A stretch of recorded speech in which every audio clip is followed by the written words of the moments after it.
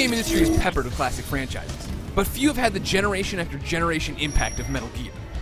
Since 1987, Hideo Kojima has been pumping out games that define stealth action. And now Konami has bundled 5 of those games on one disc. The original MSX2 Metal Gear games unite with the PS2 hits Metal Gear Solid 2 Substance and Metal Gear Solid 3 Subsistence, and join the PSP's Peace Walker for one epic dose of Snake goodness.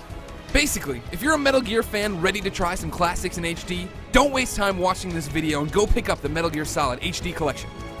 Oh wait, no, keep watching this video, then go get it.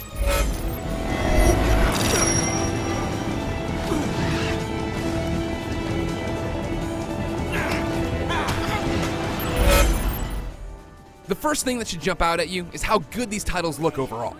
Lots of games don't make the jump to HD and look awesome, but the sharpness and smoothness of Metal Gear Solid 2 and 3 really speaks to how beautiful these games were when they were originally released on the PS2. A texture pops in here or there and lip syncing is laughable, but the overall polish is slick. Sadly, the same can't be said for Peace Walker. Yes, Big Boss's model and other characters look great, but the environments look barren as the game's been taken from the tiny PSP screen to the television of your choice. Still, Peace Walker has the most sensical story of the 3 games, packs online multiplayer, and is riveting.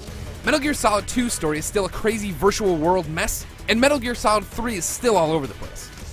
The graphics of the Metal Gear Solid HD collection are going to get a lot of well-deserved praise, but as someone who plays a lot of collections, I'm more impressed that the developers put a section in every individual game's menu to jump back to the title selection screen.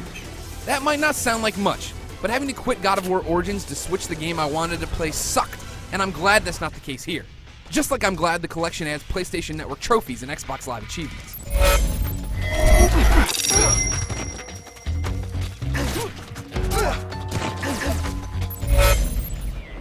A lot of IGN podcast fans have asked me in which order they should play the Metal Gear Solid HD collection. The order of release that goes 2, 3, Peace Walker, or the order of the story that goes 3, Peace Walker 2.